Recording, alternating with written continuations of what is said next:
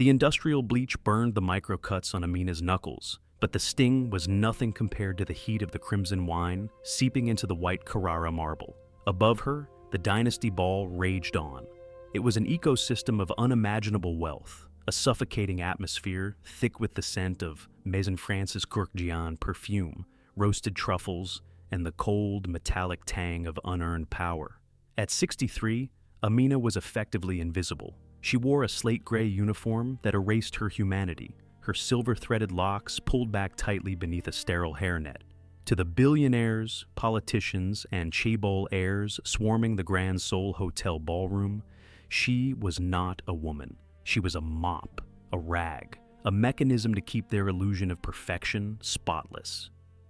You missed a spot. Are you blind or just stupid? The voice belonged to Park Min-ji, a 20-something cosmetics heiress dripping in diamonds that caught the light of the crystal chandeliers. Min-ji's stiletto heel, a sharp spike of black lacquer, deliberately clipped the edge of Amina's plastic bucket. Sloshy, gray water spilled over the rim, soaking through the knees of Amina's uniform. The ice-cold water seeped into Amina's joints. A deep, chronic ache throbbed in her lower spine. She did not look up. She did not defend herself. Decades of survival had taught her the mathematics of pride. Pride cost you your job. Pride got you evicted from your damp, windowless basement in Itaewon. Silence was the currency of the poor. I apologize, ma'am, Amina said, her voice a low, gravelly whisper, stripped of any inflection. She pressed the sponge into the puddle of wine and dirty water, the muscles in her forearms burning. Don't speak to me. Just clean it. They let anyone into this country now? It's disgusting. Amina's jaw tightened. She wrung the sponge out, the tendons in her aged hands standing out like knotted cords. She focused entirely on the swirling pink liquid draining into the bucket. Just breathe, she told herself. Don't 3 more speak to hours, then you can go home, then you Just can clean sleep. it. Suddenly, the music stopped. It wasn't a gradual fade. The string quartet in the corner abruptly ceased playing, their bows hovering awkwardly over their cellos and violins. The deafening hum of overlapping conversations, the deal-making, the gossip, the hollow laughter, died out in a cascading wave of sudden, terrifying silence. Amina kept her head bowed, staring at the wet marble. The atmosphere in the room had shifted, plummeting in temperature. Footsteps. They were heavy, measured, and rhythmic. The sharp clack-clack of leather dress shoes against the stone floor. The crowd was parting. Amina could see the reflection in the polished marble, a sea of designer gowns and tuxedos splitting down the middle like the Red Sea, making way for an apex predator. Min-ji, the heiress, suddenly gasped, taking a frantic step backward. Her shadow shrank away. Amina squeezed the sponge one last time, her heart drumming a frantic, irregular rhythm against her ribs. Whoever this was, their presence alone had paralyzed 300 of the most powerful people in South Korea. She reached for her scrub brush, intending to finish the stain and disappear into the service corridors. A pair of shoes stopped exactly 3 inches from her soaked knees. They were bespoke Oxfords, polished to a mirror shine, impossibly immaculate. Amina froze. She stared at the sharp crease of the charcoal wool trousers. The silence in the ballroom was absolute, heavy enough to crush her lungs. She could hear the faint, rapid ticking of a Patek Philippe watch. "Get up!" The voice was a low, resonant baritone, weathered by time, but vibrating with an undeniable, terrifying authority. It was a command that expected the world to bend. Amina swallowed dryly, keeping her eyes pinned to the floor. "I'm almost finished, sir. Just a moment. Amina, get up." The sound of her name, her actual name, devoid of the titles cleaner or ajuma, struck her like a physical blow. The air vanished from her lungs. The sponge slipped from her numb fingers, splashing into the murky water. No one in this building knew her name. She was an employee number on a laminated badge flipped backward against her chest. Slowly, her joints popping in protest, Amina raised her head. Standing above her was Kang Tae-jin. He was the CEO of the dynasty conglomerate, the titan who owned the hotel, the city's skyline, and nearly everyone in the room. He was 65, his hair a striking, immaculate silver, swept back from a face carved from granite. Deep lines of ruthless corporate warfare framed his sharp, obsidian eyes. He wore a three-piece suit that cost more than Amina had earned in a decade, but it was his eyes that stole the breath from her throat. They were not looking at her with the cold indifference of a billionaire. They were wide, fractured, and violently shaking. The impenetrable mask of the Iron CEO was cracking, splintering into 1,000 pieces as he stared down at her soaked knees, her blistered hands, the harsh lines of age and exhaustion etched deeply into her dark skin. Chairman Kang, this woman ruined my dress. She is incompetent. I was just... He didn't acknowledge the heiress's Please. existence. His gaze remained locked on Amina, burning with a frantic, desperate intensity that made Amina want to shrink into the floorboards. Then, the impossible happened. Kang Tai-jin, a man who had famously refused to bow to the President of the Republic, a man whose ruthlessness was legendary across the global financial markets, moved. He dropped his left knee onto the cold, wet marble, then his right. A collective gasp, a sound of pure, unadulterated shock ripped through the ballroom. 300 elites watched in absolute horror as the King of Seoul knelt in the puddle of dirty water and spilled wine, ruining the fabric of his trousers. Sir, please, you're staining your... Tae-jin reached out. His hands, large and scarred from a lifetime she knew nothing about, trembled violently. He ignored the dirty water. He bypassed the sponge. He reached for Amina's hands. His fingers closed over hers. His skin was warm, a shocking contrast to her freezing, bleach-soaked knuckles. He gripped her hands like a drowning man clutching a lifeline, pressing her blistered palms against his chest, right over the heavy, erratic thud of his heart.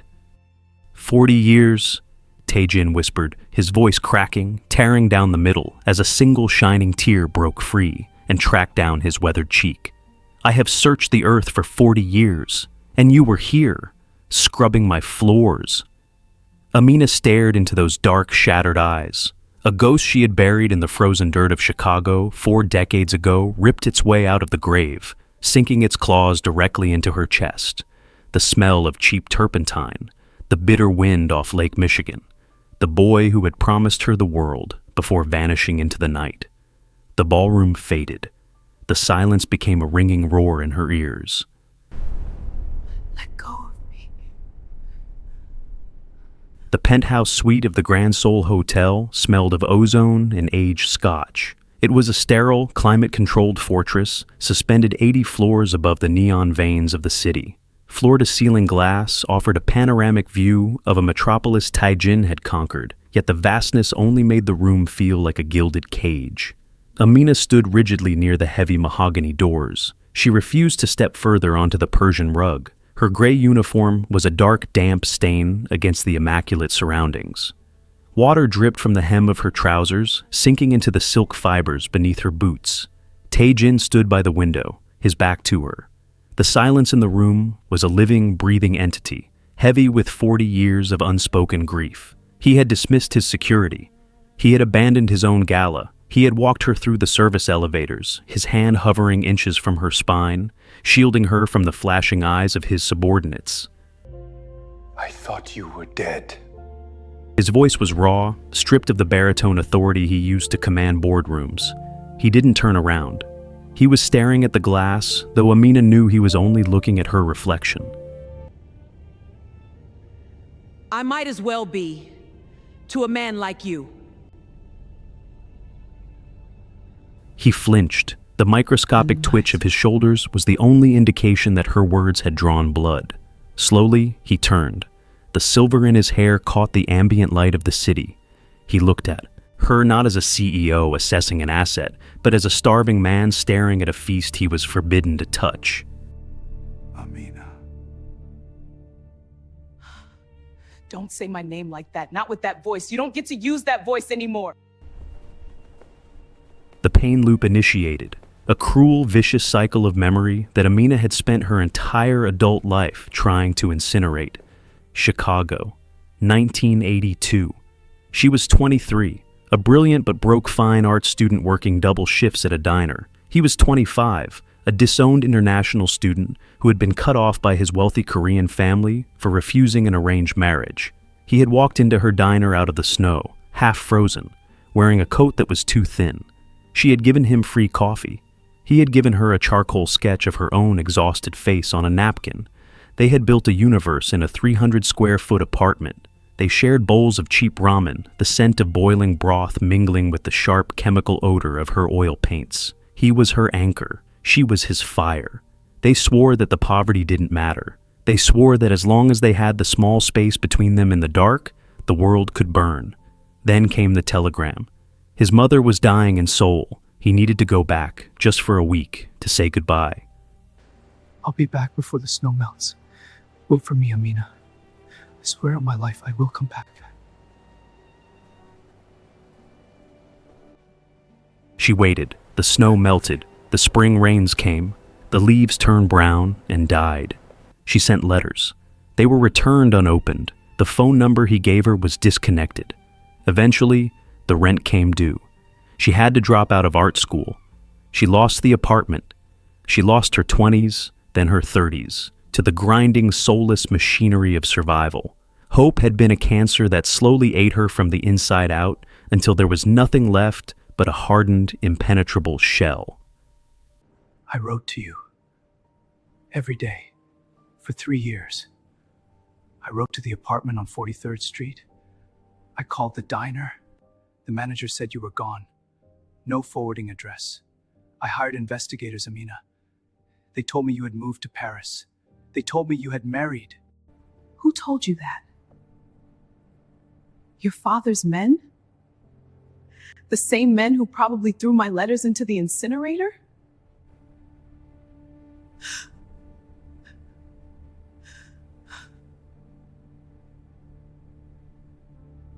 Amina watched the realization hit him, and it brought her no joy, only a deep, exhausting sorrow.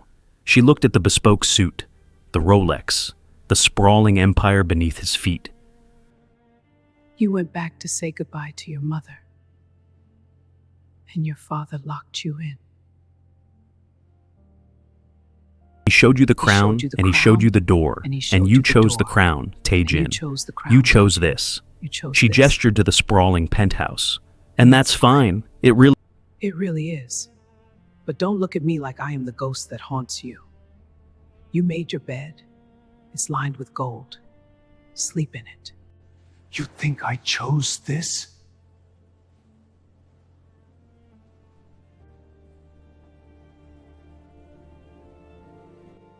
My father didn't just lock the door, Amina.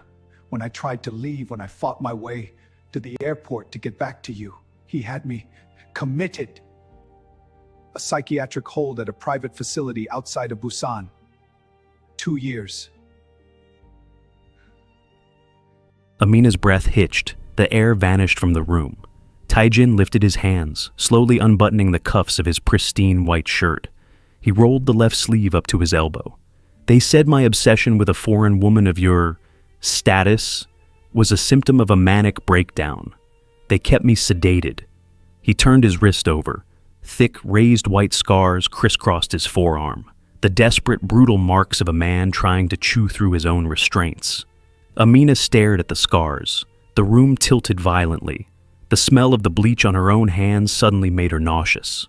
When they finally let me out, Tae-jin whispered, his eyes locked onto hers, filled with a bottomless agony. My father handed me a dossier, photos of you with another man, a marriage certificate. They were forged. Yeah, I know that now. But back then, my mind was broken. I believed it. I believed you had survived without me. So I surrendered. Amina reached out. Her hand hovered over the mangled flesh of his forearm. The instinct to soothe, an instinct buried under decades of ice, flared to life. But before she could make contact, the harsh reality of her wet uniform clinging to her leg snapped her back. She dropped her hand. She stepped backward, putting distance between them. I have to go, she whispered. Amina, please. I have a shift at 5 a.m. at the subway station, Tae-jin. I don't have time for the past. The past doesn't pay my gas bill. She turned and walked out the heavy mahogany doors, leaving the Titan of Seoul standing alone in his glass castle, bleeding from wounds that money could never heal. The hum of the cheap refrigerator was the only sound in Amina's basement apartment. It was a suffocatingly small space in the winding, steep alleys of Itaewon. The walls were stained with water damage, and the single window near the ceiling offered a view of passing ankles and stray cats. The air smelled of damp earth and the sharp scent of gochugaru from the neighbor's cooking. Amina sat on the edge of her thin mattress, rubbing the throbbing joints of her knees. 3 days had passed since the dynasty ball. 3 days of waiting for the axe to fall, for her termination papers to arrive. But nothing came. Her supervisor had entirely avoided her, assigning her to the deepest, most unseen corridors of the hotel. She poured a cup of cheap instant coffee, the dark liquid swirling like mud. She just wanted peace. The violent rip in her reality had left her exhausted. The revelation of Taejin's scars played on a loop behind her eyelids, a terrifying disruption to the narrative of betrayal she had used as armor for 40 years. If he hadn't abandoned her, if he had fought until he was broken, then who was she mourning? A heavy knock echoed against the thin metal door. Amina froze. The coffee cup trembled against her lips. Debt collectors didn't knock like that. Her landlord just yelled through the window. She stood up, her joints popping, and unlatched the deadbolt. Taejin stood in the narrow, trash-strewn alley. He was entirely out of place. A celestial body crashed into a junkyard. He wasn't wearing a suit. He wore a simple dark cashmere sweater and an oversized wool coat. His silver hair was ruffled by the damp wind. In his hands, he held a brown paper bag. "I told my driver to drop me off 6 blocks away so no one would see the plates," he said quietly, his breath misting in the cold air. Amina tightened her grip on the doorframe. "You shouldn't be here. If the neighbors see you, let them." He held up the paper bag. The grease was already seeping through the bottom. "I remembered you used to hate the cold, but you loved what the cold let you eat." He didn't wait for an invitation. He stepped past her, ducking his head to clear the low doorframe. He looked around the cramped, dingy room. Amina felt a hot flush of shame burn the back of her neck. She wanted to throw a blanket over her rusted hot plate to hide the cheap, fraying towels. But Taejin didn't look at the poverty with pity. He looked at it with devastation. He sat down on the single cracked plastic stool at her tiny table. He opened the bag, pulling out 2 steaming paper bowls of its tteokbokki, spicy rice cakes from a street vendor. The rich, fiery scent of the sauce cut through the smell of damp mold in the apartment. Amina slowly walked over and sat on the edge of the bed. They ate in absolute silence. It was a surreal, heartbreaking echo of 1982. The billionaire and the cleaner sitting in a basement, eating street food. "Why did you stay in Seoul?" Taejin asked softly, his eyes fixed on the red sauce staining his wooden chopsticks. "When you finally left America?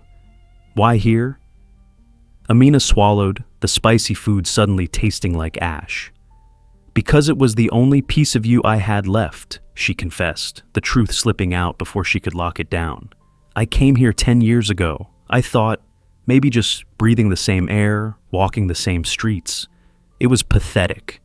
Taejin dropped his chopsticks. He leaned forward, closing the distance between them, his large hand gently covering her calloused, blistered fingers. The warmth of his skin sent a violent tremor through her chest. "It wasn't pathetic. It was a compass," he whispered. "We found each other. Amina, let me take care of you. You will never scrub another floor. You will never shiver in a basement again. I have enough money to buy the world twice over. Let me buy you peace." For a singular, blinding moment, Amina let herself believe it. The armor cracked. She looked at his thumb gently stroking her bruised knuckle. She felt the crushing exhaustion of her life threaten to give way to rest. She leaned into his touch, her eyes fluttering shut. Then, the window shattered. It wasn't glass breaking. It was a blinding, violent burst of white light. A flash bulb, then another, and another. Amina jerked backward, ripping her hand from Taejin's grasp. The strobe light sliced through the high, dirty window of her basement apartment like lightning. The chaotic, aggressive shouting of a dozen men echoed down the alleyway. "Chairman Kang! Chairman Kang! Is it true? Who is the woman, Chairman? Is she the foreign cleaner from the hotel? Sir, your brother called an emergency board meeting. Care to comment?" Tae-jin surged to his feet, his chair clattering against the concrete floor. The softness in his eyes instantly vanished, replaced by the lethal, obsidian glare of the corporate titan. He moved toward the window, pulling the thin curtain shut, but the shadows of the paparazzi were already swarming the glass. Amina backed into the corner of the room, her heart hammering wildly against her ribs. The flashing lights felt like physical strikes. Her sanctuary, her anonymous, invisible life, was being violently torn apart. Tae-jin pulled his phone from his coat. It was already vibrating with a dozen incoming calls. He answered it, barking in rapid, furious Korean. "Get security down here. Now, Itaewon, Alley 4. He hung up and turned to Amina, his expression tight with panic. "My brother," Tae-jin snarled. "He wants my seat as chairman. He must have had me followed since the gala. He tipped off the press." The banging on the metal door began, heavy, rhythmic pounding. "Chairman, just one photo." Amina pressed her hands over her ears. The smell of ozone from the camera flashes seeped through the cracks in the door. The aggressive shouting in Korean, a language she understood enough to catch the words dirty, scandal, whore, battered her eardrums. "You brought them here?" Amina breathed, her chest heaving. The pain loop snapped shut, carving a fresh, bleeding wound over the old scars.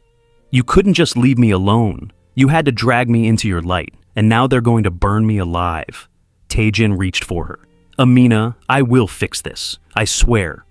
"Get out!" she screamed, her voice cracking with decades of suppressed rage. "Get out of my house! Go back to your empire! You don't belong here, and I don't belong there. Just leave me alone!" Tae-jin stood frozen, the flashing lights casting jagged, broken shadows across his face. He looked at her, truly looked at the terror in her eyes, and the billionaire armor finally shattered completely. He didn't argue. He turned, unlocked the door, and stepped out into the blinding storm of cameras, pulling the door shut behind him to leave her in the dark. The fallout was apocalyptic. For 48 hours, Amina did not leave her apartment. She sat in the dark, watching the battery on her cheap flip phone die as reporters camped outside her window. The Korean tabloids were merciless. The dynasty prince's dirty secret. From the gutter to the penthouse. Her face, captured in grainy, unflattering angles through the dirty glass of her window, was splashed across every screen in the nation. She was packing her bags, a single battered canvas duffel bag. She had enough cash hidden under the mattress to buy a one-way ticket back to America. It didn't matter where. Anywhere the name Kang Tae-jin didn't exist. She was 63 years old. She was too tired to fight a conglomerate. A sudden, terrifying silence fell over the alley outside. The shouting stopped. The camera shutters ceased. Amina paused, a folded sweater in her hands. She listened. The silence was absolute, heavier than the noise had been. Then, the heavy thud of a car door closing. Amina walked to the door and pulled it open. A fleet of 4 black armored Mercedes-Benz SUVs had physically blocked off the narrow alleyway. Men in sharp black suits formed a perimeter, pushing the paparazzi back behind a physical wall of muscle. Standing at the bottom of the concrete steps, entirely ignoring the rain that had begun to fall, was Tae-jin. He was dressed in his armor, a pitch-black bespoke suit, a pristine white shirt, a silk tie. But there was no fear in his eyes. There was no desperation. There was only a terrifying, absolute resolve.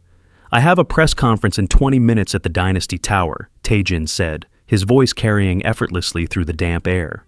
"The board of directors expects me to resign. My brother expects me to denounce you, to say it was a momentary lapse in judgment due to stress, and hand over my controlling shares to save the family honor."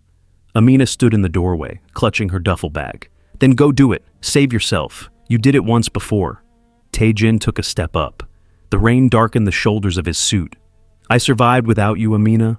I built an empire. I made billions. I bought politicians and cities. And none of it, not one single second of it, was worth a fraction of the time we spent eating ramen in the dark." He reached the top step. He didn't reach for her bag. He reached for her hand, gently prying her fingers off the canvas strap. "I am not going to hide you," Tae-jin said, his voice dropping to a fierce, ragged whisper.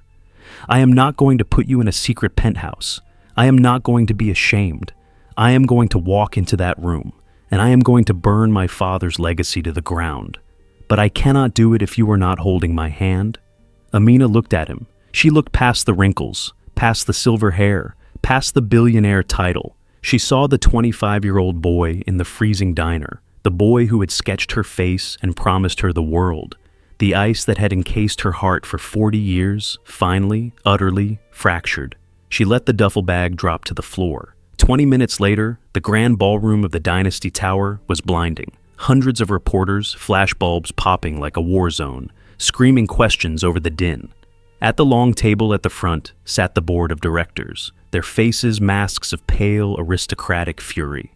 Tae-jin's brother sat at the center, looking smug, waiting for the capitulation. The heavy double doors opened, the room went dead silent.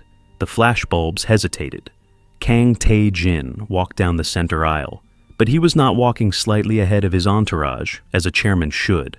He was walking shoulder to shoulder with Amina. She wore her cheap boots, her faded jeans, and a simple wool sweater. She wore no makeup, her silver locks were tied back, but her spine was straight, her chin was up. She walked with the regal, unshakable dignity of a woman who had survived the absolute worst the world had to offer, and remained unbroken. Tae-jin held her hand tightly, their fingers interlaced for every single camera in the country to see. They reached the podium. Tae-jin did not look at his brother. He adjusted the microphone. The screech of feedback echoed through the cavernous hall. "My name is Kang Tae-jin," he began, his voice echoing like thunder. "And for 40 years, I have been a coward."